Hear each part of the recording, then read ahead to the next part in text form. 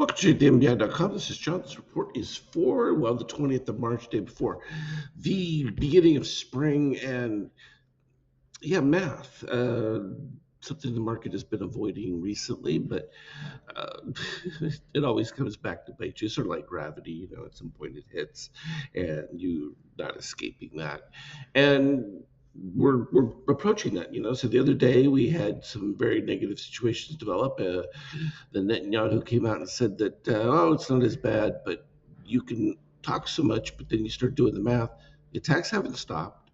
They're continuing. Disruptions are continuing. And you start to look at places like Australia and things like that, and you're thinking, well, they don't have that much refined products. They can't store oil the way we do. You've got issues. You start looking around the world and you do the same math. And even if you started back up again, you're already going to be looking at, a month or more delays in repackaging, resupplying, and filling back up what's being used. Now, fine, you get a little bit of buffer in the U.S. Which is why we have the disparity between Brent and West Texas crude pricing. Will there be controls starting to be announced soon? Is there going to be greater activity? Because this hasn't ended. It's not looking to end soon. They say they're halfway done now, but remember, it was only supposed to be a real short term thing anyway. And so that timeline's sort of exasperating. And now we're making new lows. Um, there's no real definable retrace from that standpoint. We already shrunk the chart, looked at that. Nothing is dire. This is all a forced situation. Now, that being said, you're still at 6,600 on the ES here. So is there a lot to whine about? Not so much.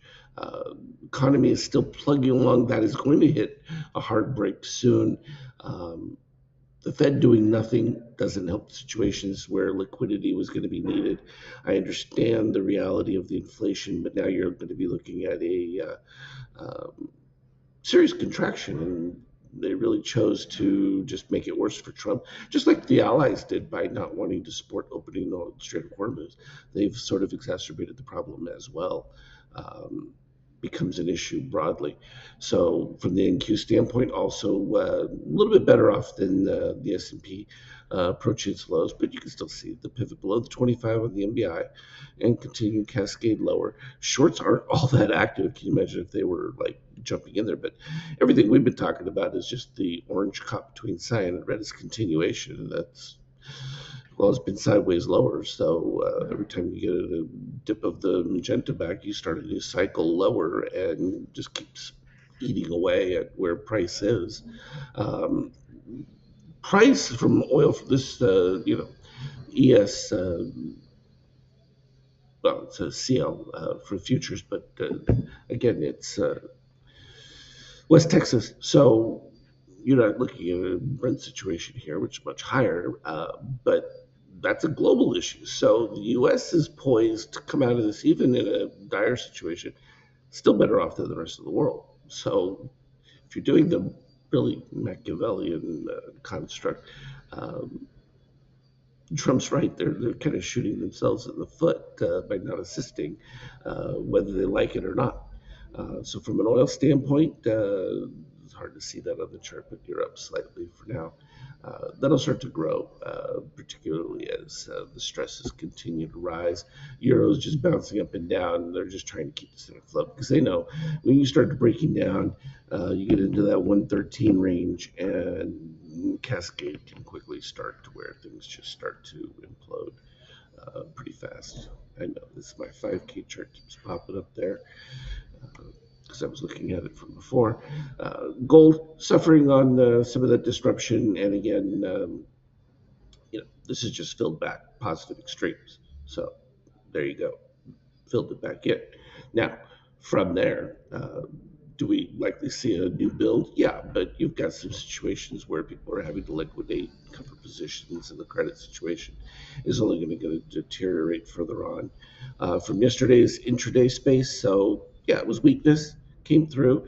Then we had a brief spurt here, shot back up above, but MBI White took the lead on that one, gave plenty of time to exit that from a 50K view, And so this is where we get the two charts, because I'm just comparing my adjusted pain bar, the one that we currently use, versus some adjustments.